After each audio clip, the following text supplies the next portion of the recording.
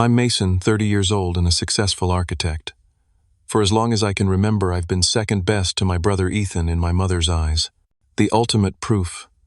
She chose to attend his 10th wedding anniversary party instead of my wedding day.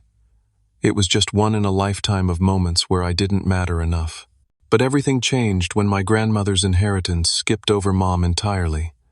Now she's suddenly begging for my forgiveness. Before I get into this story that changed my family forever, let me know where you're watching from in the comments.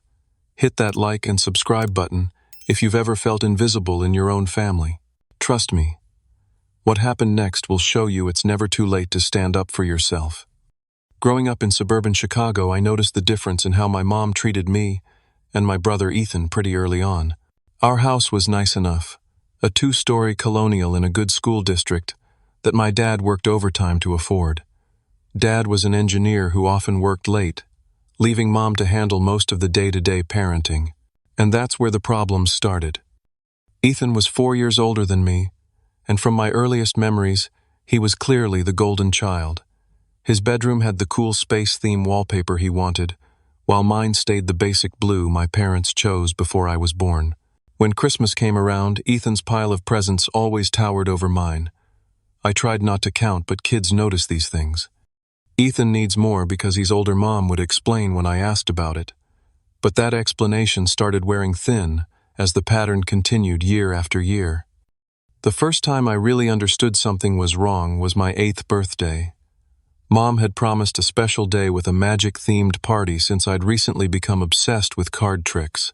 Dad had even hired a local magician to perform. My friends arrived, we played games, and everything was going great until about halfway through. "Mason, honey," Mom said, pulling me aside while my friends were eating cake. "I need to leave for a little while. Your brother needs help with his science project that's due tomorrow." I remember staring at her cake fork in hand, trying to process what she was saying. "But it's my birthday party. Dad's here and the magician is about to start. I'll be back before it's over." She kissed my forehead quickly. "Ethan's project is worth 30% of his grade." She didn't come back until after all my friends had left. Dad tried to make up for it, helping me open presents and making a big deal about each one. But I couldn't shake the feeling that if it had been Ethan's birthday, Mom wouldn't have left for anything. As we got older, the pattern became more pronounced. I was actually the better student, consistently bringing home A's while Ethan struggled to maintain B's and C's. But somehow, Ethan's C+ in math warranted celebration and a special dinner out, while my straight-A report card earned a quick, "good job," and then questions about why I wasn't participating in more extracurriculars like my brother. "Your brother is so well-rounded," Mom would say. "Colleges look for more than just good grades, Mason." The truth was, I did have interests and talents.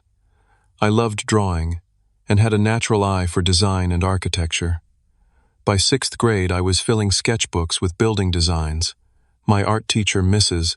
Lawson, even called my parents to talk about enrolling me in special weekend architecture programs for gifted students. Dad thought it was a great idea. Mom said we couldn't afford it, despite somehow finding money for Ethan's 3rd attempt at guitar lessons that same month. When I was 12, my grandmother Eleanor started to notice the disparity in how we were treated. Grandma Eleanor was my dad's mother, a sharp, elegant woman who had successfully run my grandfather's real estate business after he died young. She lived about an hour away and started inviting me to stay with her on weekends. "You have a special eye, Mason," she told me once while I was sketching her house. "Not everyone can see spaces the way you do." Those weekends with Grandma Eleanor became my refuge. She took me to museums, bought me proper drawing supplies, and actually listened when I talked about my dreams of becoming an architect. When I showed her my designs, she asked questions and offered suggestions rather than just patting my head and changing the subject to something Ethan had done. At home, the dynamic continued. When I was 14, I won first place in a statewide design competition for students. The award ceremony was on a Thursday evening, and I was excited to have both my parents there. "I'm sorry, Mason," Mom said the morning of the ceremony. "Ethan has a basketball game tonight, and you know how important team support is." Dad came to my ceremony alone and took me out for ice cream after to celebrate. "I'm proud of you, son," he said. "Really proud." I tried not to let it show how much Mom's absence hurt, but Dad knew. "Your mom loves you," he said carefully. Sometimes she doesn't see clearly." By high school, I developed a strategy for dealing with the favoritism. I focused on my own goals, spent time with Grandma Eleanor when I could, and tried to stop seeking Mom's approval. I had a few good friends who valued me, and teachers who encouraged my talents. Dad did his best to support me, though his demanding job meant he wasn't around as much as either of us would have liked. But no matter how much I rationalized it, or tried to accept it, being treated as less than by your own mother leaves scars. I became quieter, more self-sufficient, and started emotionally checking out of family gatherings where Ethan was inevitably the center of attention. By senior year of high school, the college application process brought everything to a head again. I had worked hard, maintained a 4.0 GPA, scored well on my SATs, and built an impressive portfolio of architectural designs. Several prestigious universities were showing interest in me, including offering significant scholarship opportunities. Ethan, meanwhile, had barely graduated 4 years earlier and was on his second attempt at community college after failing out the first time. Yet somehow, Ethan's acceptance to the local state university's business program after finally completing his associate's degree was treated like he'd gotten into Harvard, while my acceptance to Cornell's architecture program on a substantial merit scholarship was mentioned in passing. "Cornell is so far away," was Mom's primary reaction. "And so cold. Are you sure you wouldn't be happier somewhere closer to home like where Ethan is going?" The contrast was so stark that even Ethan looked uncomfortable. "Dude, Cornell is Ivy League," he said. "That's a big deal." It was one of the few times Ethan acknowledged the disparity in how we were treated. Generally, he either didn't notice or chose not to see it. I couldn't really blame him for accepting the preferential treatment he'd always received. Why would anyone question being the favorite? By the time I packed my bags for college, I'd made peace with the fact that I would never be the son my mother wanted. I decided that I would build a life based on what I wanted, not in an endless pursuit of approval I would never receive. I told myself I was done trying to earn my mother's love. But as anyone who has ever been the unfavored child knows, making that decision and actually living it are two very different things. Cornell was exactly what I needed. For the first time, I was surrounded by people who shared my passion for architecture and design. My professors recognized my talent, and my classmates respected my work. Most importantly, I was hundreds of miles away from the constant reminder that I would never measure up to Ethan in my mother's eyes. The architecture program was demanding, but I thrived under the pressure. My sketches and models consistently earned top marks, and by sophomore year, one of my professors had connected me with a summer internship at a prestigious firm in New York City. When I called home to share the news, Dad answered the phone. "That's incredible, Mason. An internship like that could set you up for your entire career." I could hear the genuine pride in his voice, and it meant the world to me. When Mom got on the phone, her response was predictably lukewarm. "That's nice, honey. Oh, did Dad tell you Ethan's been made assistant manager at the electronics store? They gave him his own set of keys and everything." I bit my tongue to keep from pointing out that my internship was with an internationally renowned architecture firm, while Ethan's promotion was at the same retail job he'd had since high school. Instead, I just said, "That's great. Tell him congratulations from me." During that first year, I also met Audrey. She was studying art history and literally bumped into me at the library while carrying a stack of books on Renaissance architecture. We ended up talking for hours, and by the end of the night, I knew she was special. Audrey came from a warm, supportive family where achievements were celebrated regardless of who accomplished them. The first time I visited her home during Thanksgiving break, her parents treated me like I mattered. They asked questions about my designs, displayed genuine interest in my internship plans, and made me feel valued in a way that was entirely foreign to me. "Your work is fascinating," Audrey's father said while looking through my portfolio. "You have a real talent for blending functional spaces with beautiful design." That simple comment nearly brought me to tears because it was exactly the kind of recognition I'd always craved from my own parents, specifically from my mother. Back at school, I also formed a close friendship with my roommate Trevor. He was studying engineering and understood the demands of a technical creative field. We bonded over all-nighters before big projects, shared a similar dry sense of humor, and eventually became the kind of friends who are more like brothers than my actual brother and I had ever been. "Your mom really doesn't get how impressive your work is, does she?" Trevor asked after overhearing one of my phone calls home. "She never has," I admitted. "I'm not sure she ever will." Trevor shook his head. "That's her loss, man." And he was right. As my college years progressed, I built a circle of people who valued me for who I was. Audrey, Trevor, my professors, even Audrey's family, they all saw something in me that my own mother seemed blind to. During holiday breaks, when I did go home, the dynamic hadn't changed. Ethan's mediocre achievements were still celebrated enthusiastically, while my successes were acknowledged briefly before the conversation moved on. The difference was that now I had enough external validation that Mom's indifference stung less. Grandma Eleanor remained my biggest champion in the family. She had moved to a beautiful retirement community but still insisted I visit whenever I was home. She displayed my architectural drawings in her living room and bragged about me to her friends. "You're building a wonderful life, Mason," she told me during my junior year winter break. "On your own terms." I admire that tremendously. During my senior year of college, the contrast between how my mother treated Ethan and me came to a head during the holidays. I had recently won a prestigious student competition that included publication in an architectural journal, a major accomplishment for an undergraduate. Meanwhile, Ethan had finally completed his business degree after 6 years and had an interview lined up with a local insurance company. At Christmas dinner, Mom raised a toast to Ethan's graduation and upcoming interview, speaking for nearly 5 minutes about his perseverance and how proud she was. When Dad tried to then toast to my award, she cut in after just a few sentences. "And of course, we're proud of Mason, too. Now, who wants pie?" Later that night, I finally confronted her directly. We were alone in the kitchen, and I decided it was time to address what had been happening my entire life. "Mom, can I ask you something? Why don't my achievements ever seem to matter to you as much as Ethan's do?" She looked genuinely surprised. "What are you talking about? Of course they matter." "No, they don't.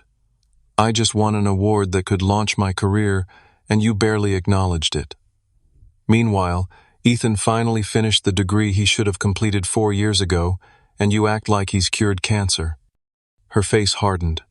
"That's not fair, Mason. Ethan has always struggled more than you. Things come easily to you." "They don't come easily, Mom. I work incredibly hard. The difference is that you notice his effort and ignore mine." "You're being too sensitive," she said dismissively. "I love both my sons equally." "You might love us both, but you don't treat us equally. You never have." She shook her head and busied herself with cleaning up, effectively ending the conversation. Nothing changed, but at least I'd finally said what I'd been holding in for years. When graduation approached, I learned I would be receiving my degree with highest honors. The ceremony would include special recognition for the select few students graduating summa cum laude. I sent formal invitations to my parents and Grandma Eleanor months in advance. 2 weeks before the ceremony, Mom called. "Mason, I'm not sure we'll be able to make it to your graduation after all. Ethan just found out he got the insurance job, and they're having a welcome dinner for new employees that same weekend." I gripped the phone so tightly my knuckles turned white. "My college graduation happens once, Mom. This is one of the biggest days of my life." "I know, honey, but this job is such a big opportunity for your brother. You know how hard he's worked for this." In the end, Dad drove up alone. Grandma Eleanor, despite being 80 years old, insisted on making the trip as well. Audrey and her parents attended too, cheering loudly when my name was called. Mom sent a text message. "Congratulations. Sorry we couldn't be there. Ethan says hi from his company dinner." As I stood there in my cap and gown, surrounded by people who had chosen to be there for me, I made a decision. I would no longer expect anything from my mother. I would live my life, build my career, and find happiness without her approval. It was the only way forward. Little did I know that the pattern of favoritism was about to hit even more painful heights in the years to come. After graduation, I accepted a position with Sullivan & Partners, a cutting-edge architecture firm in Boston. The starting salary was excellent, the firm's reputation was stellar, and it put me about 4 hours from my hometown, just enough distance to make frequent visits impractical without completely cutting me off from family. Audrey and I had been dating for 3 years by this point, and she had been offered a curatorial assistant position at the Boston Museum of Fine Arts. We decided to move together, finding a small but charming apartment in Cambridge that we could just afford if we combined our entry-level salaries. My career took off almost immediately. The skills and creativity that had made me stand out in college translated well to professional work. Within my first year, one of my design elements was incorporated into a major commercial project, earning me recognition within the firm and an unexpected bonus. I called home to share the news, hoping that professional success might finally earn my mother's genuine approval. Dad was thrilled, asking detailed questions about the project and my contribution. Mom said, "That's nice, dear," before quickly changing the subject to Ethan's new company car, a standard perk for all insurance agents at his level. Meanwhile, Ethan was struggling with the realities of his job. The insurance position wasn't working out as he'd hoped, and within 8 months he'd quit to start his own business selling custom promotional products to local companies. Mom spoke about this career move as if he were a visionary entrepreneur taking a bold risk rather than someone who couldn't handle the structure of corporate employment. "Your brother is so brave," she told me during one phone call. "It takes real courage to bet on yourself like that." What she didn't mention, but Dad later revealed, was that she had given Ethan $20,000 from her personal savings to launch this venture. This was money that had supposedly been set aside for both of us to eventually inherit. "I didn't know how to tell you," Dad said when he finally admitted this to me. "I tried to talk her out of it, but you know how she gets when it comes to your brother." Dad's health had begun to decline around this time. Years of stress and long hours had taken their toll, and at 60 he was diagnosed with heart problems that required him to significantly reduce his workload. This meant I started traveling home more frequently to help out, despite the discomfort of being around Mom's ongoing favoritism. During these visits, I noticed that Ethan rarely came by to help with yard work or home repairs, despite living just 20 minutes away. Yet Mom constantly made excuses for him. He was busy with his new business. He had networking events. He and Rachel were looking at houses in better neighborhoods. Rachel was Ethan's wife, a woman who seemed perfectly matched to him in her expectations of preferential treatment. She had never worked during their marriage, claiming various creative pursuits that never materialized into actual projects. She expected lavish gifts for every occasion, and complained when the offerings didn't meet her standards. "I can't believe your mother only got me a $100 spa certificate for my birthday," I overheard her telling Ethan during one family dinner. "Your brother's girlfriend got a similar one, and she's not even family yet." What Rachel didn't know was that Audrey's gift had actually come from Dad alone, while Rachel's had come from both parents. The disparity continued even in the smallest details.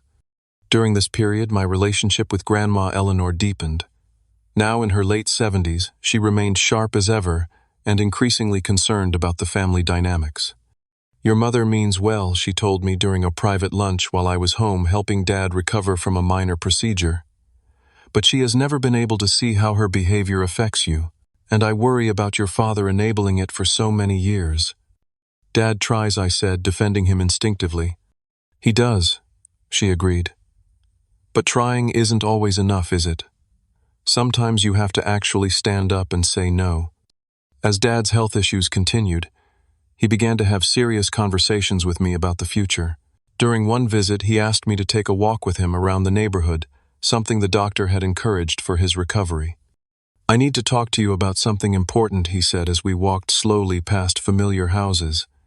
"It's about my will and what happens after I'm gone." My stomach tightened. I didn't want to think about Dad not being here. "Mason, I've watched how your mother has treated you compared to Ethan all these years. I've tried to make up for it, but I know it hasn't been enough." "Dad, you don't have to." He held up his hand. "Please let me finish. I've made some decisions about my estate that your mother doesn't know about. I've set up a separate trust for you that she can't access or change. I want to make sure you're treated fairly, at least in this one way." I felt a complex mix of emotions: appreciation for his attempt at fairness, sadness, that it had come to this and anxiety about how Mom would react when she eventually found out. "There's something else," Dad continued. "I've spoken to your grandmother about all this. She's concerned about how your mother might handle things when I'm gone." Before he could elaborate, Dad stumbled slightly, putting his hand on a nearby fence to steady himself. His face had gone pale. "Dad, are you okay?" He tried to smile reassuringly, but I could tell something was wrong. "Just a little dizzy. Let's head back." We never finished that conversation. 2 days later, Dad collapsed at work and was rushed to the hospital. The heart attack was massive, and despite the doctor's best efforts, he never regained consciousness. Just like that, the one person who had truly seen me in my immediate family was gone. The day Dad died, everything changed. I got the call from Mom while I was in a client meeting. Her voice was so choked with tears, I could barely understand her, but the words, "hospital" and "heart attack" cut through clearly. I immediately booked a flight home, calling Audrey from the cab to the airport. "I'll meet you there," she said without hesitation. "Don't worry about anything else right now." When I arrived at the hospital, Mom was sitting beside Dad's bed holding his hand. The machines had been turned off, but they hadn't moved him yet. Ethan stood awkwardly in the corner of the room, Rachel beside him, staring at her phone. "He waited for you," Mom said, when she saw me, which I later learned wasn't actually true. The doctors confirmed Dad had already passed before I could possibly have arrived. But it was a nice thought, and one of the few genuinely maternal things Mom had said to me in years. The next few days passed in a blur of funeral arrangements and paperwork. Despite being the younger son, I found myself handling most of the practical matters. My career in architecture had given me organizational skills that proved useful in navigating the chaos of death certificates, funeral homes, and insurance policies. Mom leaned heavily on Ethan, emotionally calling him at all hours and asking him to stay at the house. When decisions needed to be made about the service, she deferred to him on almost everything from the choice of music to which photo of Dad would be displayed. "What do you think your father would have wanted?" she asked Ethan during one planning session, despite the fact that I had spent far more time with Dad in recent years due to his health issues. Actually, I interjected gently. Dad told me specifically that he wanted Amazing Grace played. It was his mother's favorite hymn. Mom looked surprised, then slightly annoyed. "Well, Ethan thinks the other song would be more appropriate, and he knew your father's tastes better." I bit my tongue, remembering this wasn't the time for old arguments. Grandma Eleanor, who had arrived the day after Dad's death, caught my eye across the room and gave me a sad, knowing smile. The funeral itself was well attended. Dad had been respected in the community and had many friends from work and local organizations. I was asked to deliver one of the eulogies, which I crafted carefully to honor the man who had tried his best to bridge the gap in our fractured family. My father taught me that success isn't measured by recognition but by the quiet satisfaction of doing what's right. I said, my voice steady, despite the grief tightening my chest. He showed me that sometimes the greatest strength is in silent support, and that love doesn't always need to be loud to be real. From the front row, I saw Mom dabbing at her eyes while leaning against Ethan. Grandma Eleanor sat straight-backed and dignified, her eyes never leaving me as I spoke. At the graveside, the reality of Dad's absence hit me full force. As they lowered his casket, I felt a fundamental shift in my world. The buffer between Mom's favoritism and me was gone. The quiet advocate who had tried to balance the scales when no one was looking would never make another subtle intervention on my behalf. Audrey stood beside me, her hand firm in mine. On my other side, unexpectedly, was Grandma Eleanor. At 80 years old, she had insisted on standing for the entire graveside service, refusing the chair that had been provided for her. "He was my son," she had said simply, when the funeral director tried to convince her to sit. "I'll stand for him one last time." After everyone else had left, Grandma Eleanor asked me to stay behind with her for a moment. She reached into her handbag and pulled out an envelope. "Harold wanted you to have this," she said, using Dad's formal name as she sometimes did. "He gave it to me last month, almost as if he knew." Inside the envelope was a letter in Dad's neat engineer's handwriting, dated just 3 weeks earlier. "Mason," it began, "if you're reading this, then the conversations we never finished will have to remain that way. I've spent too many years watching your mother favor your brother, making excuses to myself about why I didn't do more to stop it. The truth is, I was a coward in many ways. I didn't want to risk my marriage by challenging her directly, so I tried to make it up to you in smaller ways. I know now that wasn't enough. You have grown into an extraordinary man, despite not because of how you were raised. Your talent, your kindness, your resilience, these are qualities that make me prouder than I can express. I've made arrangements to ensure that you are treated fairly in material matters after I'm gone, but I know that doesn't heal the emotional wounds of a lifetime. All I can say now is that I love you, son, completely and without reservation. You were never second best to me. I read the letter 3 times before carefully folding it and putting it in my pocket. Grandma Eleanor watched me with tears in her eyes. He meant every word she said softly. In the days after the funeral, the practical matters of Dad's estate had to be addressed. The family gathered in the office of Dad's attorney, Mr. Winters, for the reading of the will. Mom seemed confident about what would happen, having apparently assumed that everything would be split equally between her and the 2 children, or perhaps even with a larger portion for Ethan. Mr. Winters adjusted his glasses and began reading. The will was relatively straightforward. Mom would get the house and its contents, as expected. There was a life insurance policy that would provide her with financial security. But then came the surprise: the bulk of Dad's personal investments and savings had been placed in a separate trust with me as the sole beneficiary. "This can't be right," Mom interrupted. "There must be a mistake." "There's no mistake, Mrs. Walker," Mr. Winters said calmly. "Your husband was very clear about his wishes. He updated his will last year, and I personally verified that he understood the implications of his decisions." Mom turned to look at me, a mixture of shock and betrayal on her face. "Did you know about this?" "I knew Dad was concerned about being fair," I said carefully, "but I didn't know the details." The drive home was silent and tense. When we arrived back at the house, Mom immediately went to her room without speaking to anyone. Ethan pulled me aside, his expression unusually serious. "Look, I know things haven't always been balanced between us," he said awkwardly. "But did you have to take everything? Mom's really upset." "I didn't take anything, Ethan. Dad made these decisions on his own, and Mom is well provided for. She has the house, the life insurance, and her own savings. I didn't mention that a significant portion of her savings had already gone to fund his business ventures. Still, it feels like you turned Dad against us somehow." I almost laughed at the irony. "Trust me, that's not what happened." In the following weeks, I returned to Boston and tried to process everything that had occurred. The grief of losing Dad, the complicated feelings about his final attempt to balance the scales, and the newly strained relationship with Mom and Ethan all weighed heavily on me. Audrey was my rock during this period. She listened without judgment, held me when the grief became overwhelming, and gently encouraged me to focus on healing rather than resentment. One evening, about 2 months after Dad's death, we were walking along the Charles River at sunset. We'd been discussing a weekend trip we'd planned to take with Dad before his sudden passing, a visit to Frank Lloyd Wright's Falling Water, which Dad had always wanted to see. "We should still go," Audrey said. "Your dad would have wanted that." "You're right," I agreed. He was so excited about it. We stopped walking, looking out over the water as the sky turned brilliant shades of orange and pink.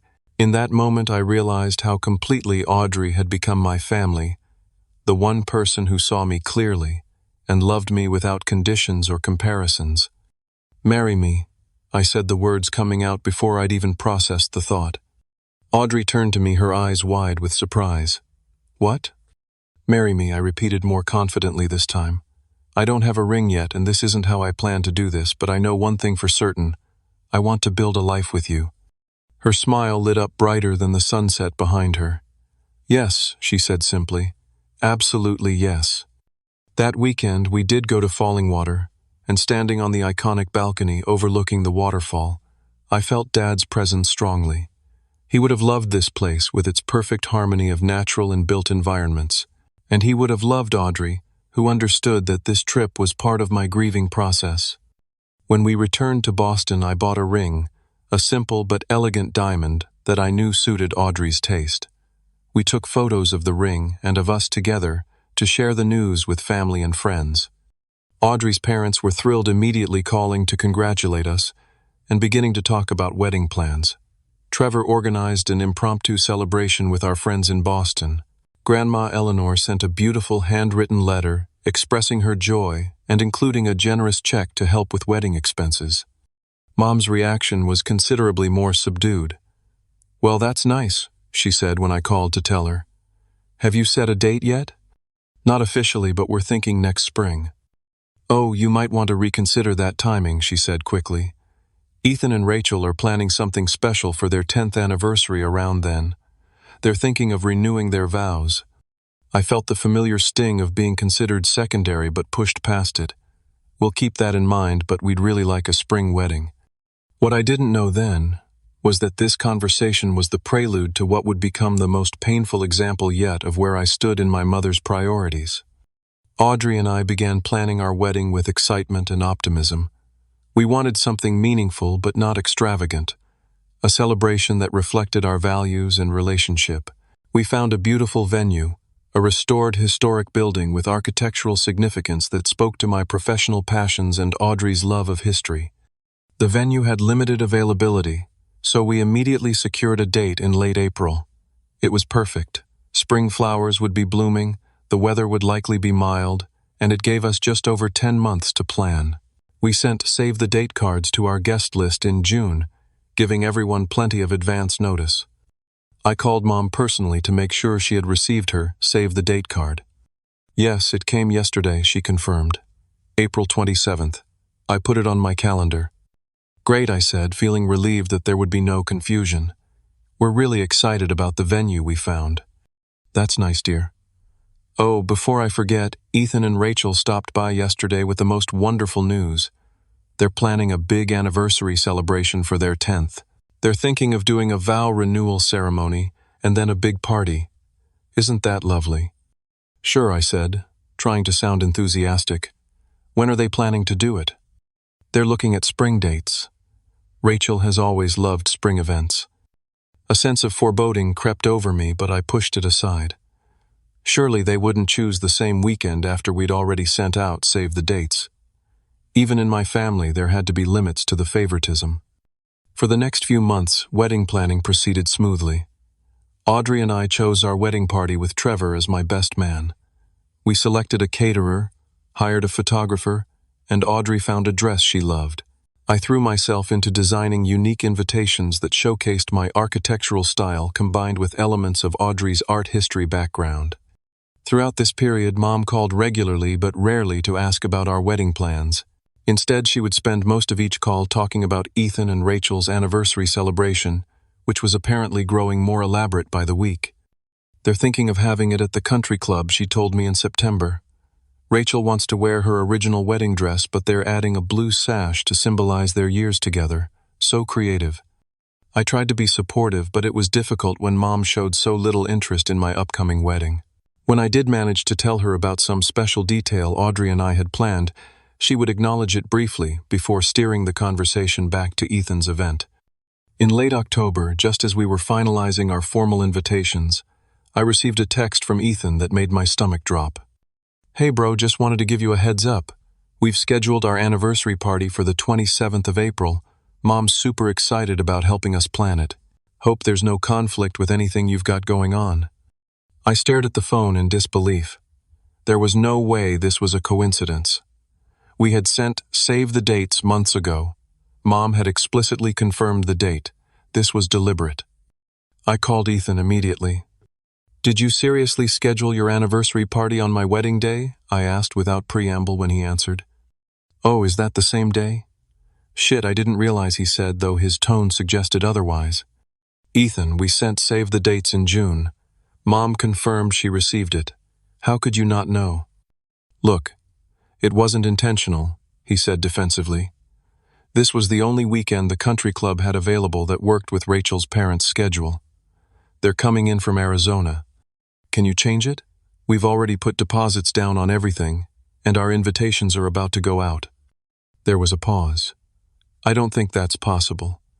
We've already paid the non-refundable deposit, and Rachel's really set on this date. Can't you guys move yours?" You haven't sent the actual invitations yet, right? I felt a surge of anger so intense I had to take a deep breath before responding. No, Ethan, we can't move our wedding. We sent save the dates 4 months ago specifically, so people could plan accordingly. You knew the date. Well, this puts Mom in a tough position, he said, as if that were the primary concern. I'll talk to Mom myself, I said, ending the call before I said something I might regret. When I called Mom, she answered with a cheerfulness that only intensified my suspicion that this conflict was not accidental. Mason, I was just thinking about you. I found these lovely napkins that would be perfect for your reception. Mom, did you know that Ethan and Rachel scheduled their anniversary party on the same day as my wedding? Her tone changed immediately. Oh yes, about that. It's unfortunate, but it was the only date that worked for them. The country club is very exclusive, you know. Mom, we sent save the dates months ago. You knew when our wedding was scheduled. I know, dear, but this is their 10th anniversary. It's a very significant milestone. I couldn't believe what I was hearing. And my wedding isn't significant. Of course it is, but you have to understand, they've been planning this for ages. No, they haven't. We announced our date in June. They just booked this recently. She sighed as if I were being unreasonable. Mason, I don't understand why you're making such a big deal about this. There are plenty of other weekends. Not for us, Mom. Our venue is booked, deposits are paid, and guests have already made travel arrangements. We're not changing our wedding date. There was a long pause. Well, I don't know what you expect me to do. I can't be in 2 places at once. And there it was, the moment I had been dreading. She was actually considering missing my wedding to attend Ethan's anniversary party. I expect you to be at my wedding, Mom. I'm your son, and I'm getting married. Once. You're putting me in an impossible position, she said, her voice taking on the wounded tone she often used when challenged. Ethan will be devastated if I'm not there for his special day. And I won't be devastated if you miss my wedding, I asked incredulously. That's not what I meant. I need some time to figure this out. After that conversation, I was too upset to think clearly. I called Audrey, who rushed home from work to find me pacing our apartment in a state of disbelief. She's actually considering not coming. I told her, still struggling to process it. My own mother might skip my wedding for my brother's anniversary party. Audrey's face reflected my pain. Oh, Mason, I'm so sorry. What kind of mother does that? I asked the hurt child inside me, finally giving voice to the question I'd been carrying my whole life. I don't know, Audrey said softly, taking my hands in hers. But I do know that we're going to have a beautiful wedding surrounded by people who truly love and support us. And if your mother makes the wrong choice, that's her loss. In the weeks that followed, the situation deteriorated further. Mom began suggesting compromises that all involved us changing our plans to accommodate Ethan and Rachel. Perhaps we could have a morning ceremony, and they could have an evening reception, or maybe we could move our wedding to the following day, making it a Sunday wedding, when many of our guests would need to travel. Each suggestion made it clearer that in her mind, our wedding was the flexible event, not their anniversary party. The years of subtle and not-so-subtle favoritism had culminated in this. My once-in-a-lifetime wedding day was less important than my brother's party celebrating a marriage that from all appearances wasn't even particularly happy. Grandma Eleanor was outraged when I told her what was happening. Despite her age, she immediately offered to intervene. This has gone too far, she said firmly. I'm going to speak to your mother. I never learned exactly what was said during that conversation, but afterward Mom stopped pushing for us to change our date. Instead, she went silent on the subject entirely, neither confirming nor denying her attendance at our wedding. As our wedding day approached and final RSVPs were due, I made one last attempt to clear the air. I called Mom and asked directly if she would be attending. Her response broke something in me that I hadn't realized was still intact. Mason, I've thought about this a lot, and I just can't miss Ethan and Rachel's celebration. They've put so much into planning it, and Rachel would never forgive me. I hope you can understand. I couldn't speak for several seconds. When I finally found my voice, it was steady but cold. I understand. Perfectly, Mom. You've made your choice clear. Not just about the wedding, but about our relationship going forward. Don't be dramatic, Mason. It's just one day. It's my wedding day, I said quietly, and you're choosing to attend an anniversary party instead. That says everything I need to know about where I stand with you. After hanging up, I sat in silence for a long time. The pain was acute, but beneath it was a strange sense of clarity. The dynamic that had defined my childhood and adult relationship with my mother had finally been laid completely bare. There was no more room for excuses or rationalization. My mother had chosen explicitly and unambiguously to prioritize my brother over me on what should have been one of the most important days of my life. And in doing so, she had finally freed me from the hope that things might someday be different. Our wedding day dawned clear and beautiful, with spring sunshine filtering through new leaves and a gentle breeze carrying the scent of early blooms. The historic building looked even more spectacular than when we'd first seen it, with white flowers and greenery accenting its classic architecture. As I stood in a side room preparing for the ceremony, Trevor straightened my tie and handed me a small glass of whiskey. "One toast before we go out there," he said, raising his own glass, "to building the family you deserve." I smiled, genuinely touched by his words. "Thank you. For everything." Grandma Eleanor had arrived the day before, insisting on staying at a hotel despite our offer to host her in our guest room. At 80 years old, she looked elegant and determined as she made her way to the front row where my mother should have been sitting. "You look handsome, Mason," she said, reaching up to pat my cheek. "Your father would have been so proud today." Those words meant everything to me. As I took my place at the altar, I looked out at the gathered guests.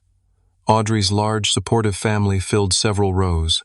My friends from college and work sat interspersed with hers. The only glaringly empty seats were where my immediate family should have been. But as the music began and Audrey appeared at the end of the aisle, those empty seats ceased to matter. She was radiant, her eyes locked on mine as she walked toward our future together. In that moment, I knew with absolute certainty that whatever family wounds I carried, they would not define the family we would build together. The ceremony was everything we had hoped for: meaningful, personal, and filled with genuine emotion. We had written our own vows, and as I promised Audrey to cherish her and support her dreams as she had always supported mine, I felt a sense of healing beginning to take root. At the reception, Trevor gave a best man speech that carefully avoided any mention of my absent mother and brother. Instead, he focused on our friendship, my character, and his admiration for the relationship Audrey and I had built. "I've watched Mason overcome challenges with grace and determination," he said, raising his glass. "And I've seen how completely Audrey accepts and loves him for exactly who he is." Together, they remind us all what family should really be about. The evening was filled with dancing, laughter, and the kind of genuine celebration that can't be manufactured. Audrey's parents treated me like their own son, making a point to tell me how happy they were to officially welcome me to their family. Late in the evening, Grandma Eleanor found a quiet moment to speak with me alone. "I want you to know something," she said, her voice strong despite her age. "What your mother did today was wrong, deeply wrong. And while I've tried to understand her behavior over the years, I can no longer make excuses for it." I nodded, appreciating her directness. "But I also want you to know this," she continued. "You have built a beautiful life, Mason. You've chosen love and growth over bitterness. That shows remarkable strength of character." The next morning, as Audrey and I prepared to leave for our honeymoon, I made the conscious decision not to check social media. I knew that if I did, I would likely see posts from my mother or brother about their anniversary celebration. Instead, I focused on the beginning of my married life and the 2-week trip to Italy that awaited us. It wasn't until we returned that I saw the posts. There were dozens of photos from Ethan and Rachel's anniversary party, with Mom featured prominently in many of them. She looked happy and proud, posing with the couple and helping cut their anniversary cake. The captions spoke of family traditions and celebrating a decade of love with those who matter most. The exclusion was so complete, so deliberate, that it left no room for ambiguity. I hadn't just been left out of an event. I had been erased from the family narrative entirely. After seeing those posts, I made a decision I had been considering for years. I went no contact with my mother. I didn't make a dramatic announcement or send an explanatory email. I simply stopped responding to her occasional texts and declined her infrequent calls. For 2 years, Audrey and I built our life together without my mother in it. My career continued to flourish, with a major promotion making me the youngest associate partner in my firm's history. Audrey secured a position as a full curator at the museum, specializing in architectural elements in Renaissance art. We bought our first home, a fixer-upper, with good bones that allowed me to put my design skills to practical use. We discussed starting a family, beginning to plan for children who would know what unconditional love felt like from the start. Throughout this period, Grandma Eleanor remained a steady presence in our lives. Though her age made travel difficult, we visited her regularly, and she delighted in seeing photos of our home renovation progress and hearing about our professional achievements. Meanwhile, through occasional updates from Grandma Eleanor, I learned that Ethan's business was struggling. The initial success had been short-lived, and he had cycled through several business ideas without finding sustainable success. Mom had continued to provide financial support, depleting her savings further. It was during this period that I received a prestigious architectural award for a sustainable urban housing project I had designed. The award ceremony was covered in several industry publications, and apparently word got back to my hometown. The first text from Mom in months arrived shortly after. "Just saw about your award. Congratulations. Would love to hear more about it." I didn't respond. The time when her approval would have meant something had long passed. More texts followed over the subsequent weeks, each one acting as if there had been no estrangement, no missed wedding, no 2 years of silence. "Thinking of you today. Saw a building on television that reminded me of your style. Hope you and Audrey are well." I showed these messages to Audrey, unsure how to feel about this sudden attempt at connection. "What do you think she wants?" I asked. Audrey considered this carefully. "I'm not sure, but I think you should trust your instincts about whether her interest is genuine."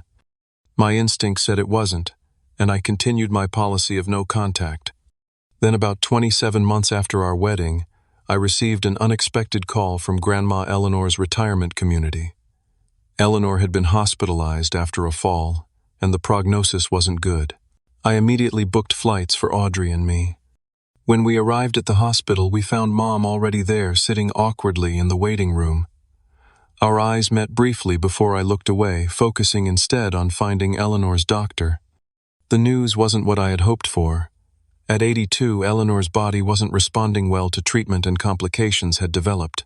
The doctor spoke candidly about preparing for the worst while hoping for improvement. Over the next several days, Audrey and I practically lived at the hospital. Mom appeared daily as well, though we managed to coordinate our visits to minimize interaction. The one time we ended up in Eleanor's room simultaneously, the tension was palpable, until Eleanor herself addressed it. "For goodness sake," she said weakly from her hospital bed, "I'm too old and too tired for this. Diane, go get yourself some coffee. I need to speak with Mason alone." After Mom left, Eleanor fixed me with the direct gaze that had always seen through pretense. "Mason, I need to tell you something important." I moved closer to her bed, taking her frail hand in mine.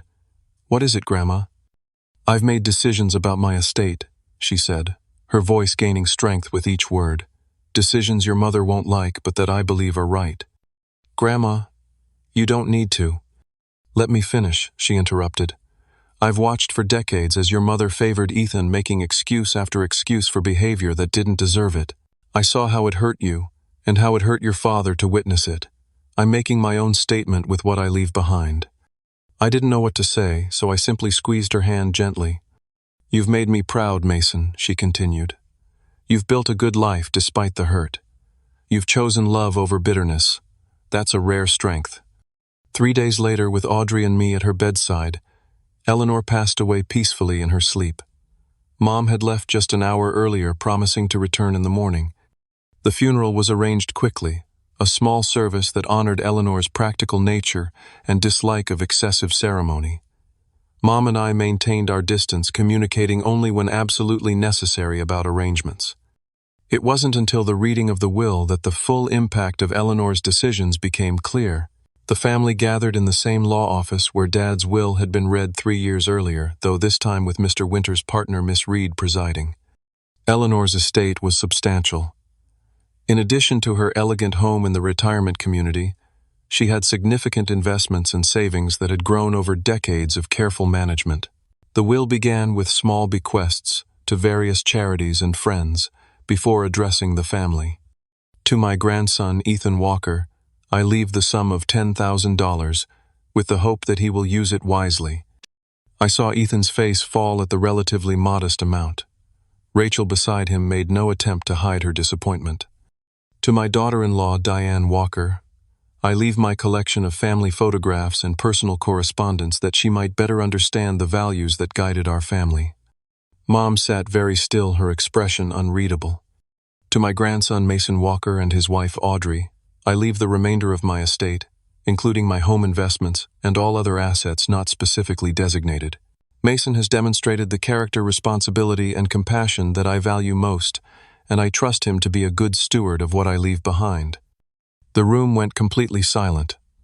The remainder represented well over $2 million in assets, a fact that everyone present quickly calculated. Additionally, Miss Reed continued, I am instructed to deliver this letter to Diane Walker.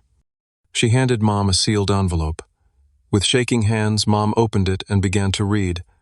I couldn't see the contents, but I watched as her face went pale, then flushed with what might have been shame. When the meeting concluded, Mom left quickly without speaking to anyone. Ethan approached me in the parking lot, his expression a mixture of anger and confusion. What the hell, Mason? How did you manipulate Grandma into this? I didn't manipulate anyone, Ethan. This was her decision. Right, he scoffed. First Dad, now Grandma. Somehow you've convinced everyone that you deserve everything. That's not what happened, I said tiredly. And honestly, Ethan, after everything with the wedding, I don't think you get to play the victim here. Rachel, who had been silent until now, suddenly spoke up. This is about the wedding. Seriously, you're still holding a grudge because your brother had an anniversary party the same day. Get over it. I looked at her incredulously. It wasn't just any day. It was my wedding day, and my mother chose to attend your party instead. So yes, that matters to me. Before the conversation could escalate further, Audrey gently took my arm. We should go, she said quietly. This isn't the time or place. She was right, as she so often was. We left without further confrontation, but I knew this wasn't the end of the family drama. The inheritance had shifted the power dynamic in a way that would force long-buried issues to the surface. Sure enough, 3 days later, I received a text from Mom asking if we could meet. After discussing it with Audrey, I agreed to coffee at a neutral location. What I didn't expect was that this meeting would begin the most difficult and potentially healing chapter in my relationship with my mother. The coffee shop was busy when I arrived, which suited me fine. Public places minimize the potential for emotional scenes, and after 30 years of navigating my mother's favoritism, I had developed a strong aversion to conflict. Mom was already there, sitting at a corner table, with her hands wrapped around a mug, as if seeking warmth despite the mild spring day. She looked older than I remembered, with new lines around her eyes and mouth that spoke of recent stress. Thank you for coming, she said, as I sat down across from her. I nodded but didn't immediately speak. After ordering my own coffee, I waited for her to explain why she had wanted this meeting. I suppose you're wondering what was in the letter from your grandmother, she began, her voice uncharacteristically hesitant. If you want to tell me, I'll listen, I said neutrally. She took a deep breath. Eleanor didn't mince words. She wrote that she was excluding me from her will because of how I had treated you throughout your life, particularly my decision to miss your wedding. She said that by consistently favoring Ethan, I had failed as a mother to you, and that the inheritance decision was her final attempt to balance the scales. I was surprised by her candor. The mom I knew would have softened the message, reframed it to make herself the victim. She also included copies of letters your father had written to her over the years, Mom continued. Letters expressing his concern about how I treated you compared to Ethan. I had no idea he had felt that way so strongly. I thought about Dad's private struggles, his attempts to compensate for Mom's favoritism without directly confronting her about it. Dad tried to create balance where he could, I said. Mom looked down at her coffee. Mason, I know you probably won't believe this, but I never intended to hurt you. In my mind, I was just giving Ethan the extra support he needed. He always struggled more than you did. It was the same justification she had offered for years, but now sitting across from her after everything that had happened, I couldn't let it pass unchallenged. That's not true, Mom. Ethan struggled because you enabled him to. You cleaned up his messes, funded his failures, and celebrated his mediocrity while ignoring my achievements. You created the very dynamic you used to justify your favoritism. She flinched at my words but didn't immediately deny them. After a moment, she spoke again. When you were born, you were so different from Ethan. You were quieter, more self-sufficient. You seemed to need me less while Ethan was always demanding attention. It became a pattern that I didn't know how to break. You could have broken it by showing up for my wedding. I said the words coming out more sharply than I had intended. That was your chance to show me I mattered too, and you chose not to take it. To my surprise, tears filled her eyes. I know, there's no excuse for that. None. I've had a lot of time to think since Eleanor's letter, and I keep coming back to that decision. It was unforgivable. Then why did you do it? I asked the question that had haunted me for 2 years. She was quiet for so long I thought she might not answer. When she did, her voice was barely above a whisper. Because I was a coward. Because Ethan and Rachel pressured me relentlessly, and I was afraid of losing my relationship with them if I chose you. Because I had spent so many years building my identity around being the mother Ethan needed that I didn't know how to be the mother you deserved. Her admission stunned me. In all our years of conflict, Mom had never acknowledged her behavior so directly. The irony, she continued, is that I lost my relationship with you anyway. And now Ethan barely speaks to me since the will reading. He blames me for not somehow changing Eleanor's mind. I felt a complex mix of emotions. Vindication that my grandmother had seen the truth so clearly, sadness for the relationship I'd never had with my mother, and a strange, unexpected flicker of hope that perhaps at long last Mom was beginning to understand the damage she had caused. I'm not asking for forgiveness, Mason, she said, meeting my eyes. I don't deserve it, but I am asking for a chance to try to do better, to be in your life on whatever terms you set. The money doesn't matter to me. What matters is that I finally realized what I've lost by my own choices. I wanted to believe her, but after a lifetime of disappointment, trust didn't come easily. I need time to think about this, I said finally. And if I do decide to give you another chance, there would have to be boundaries. Clear ones. She nodded quickly. Of course, anything. I need to talk to Audrey too. This affects her as well. I understand. And Mason, thank you for meeting me today. I know you didn't have to. As I drove home afterward, I found myself remembering something Grandma Eleanor had once told me. Forgiveness isn't about erasing the past. It's about creating the possibility for a different future. When I got home, Audrey was waiting with her characteristic patience and wisdom. I told her everything about the meeting, including Mom's unprecedented admission of her failures. What do you think I asked her? Am I crazy to even consider giving her another chance? Audrey considered this carefully. I don't think you're crazy, but I do think you need to protect yourself. If you decide to rebuild a relationship with your mother, it should be on terms that acknowledge the past rather than pretending it didn't happen. And what would that look like? Maybe starting small. Coffee once a month. Clear boundaries about what topics are open for discussion. And most importantly, an understanding that if she falls back into old patterns, you'll step away again. Over the next few weeks, I thought deeply about what I wanted. The hurt child in me craved the maternal love I'd never fully received. The rational adult recognized that even if Mom was genuinely remorseful, decades of behavior patterns wouldn't change overnight. Finally, I called her and suggested another meeting, this time with Audrey present as well. We met at a quiet restaurant and I laid out my conditions for cautiously reopening our relationship. First, I need an acknowledgement that what happened throughout my childhood, and especially with the wedding, was wrong. Not just regrettable or a misunderstanding, but wrong. Mom nodded. It was wrong. All of it.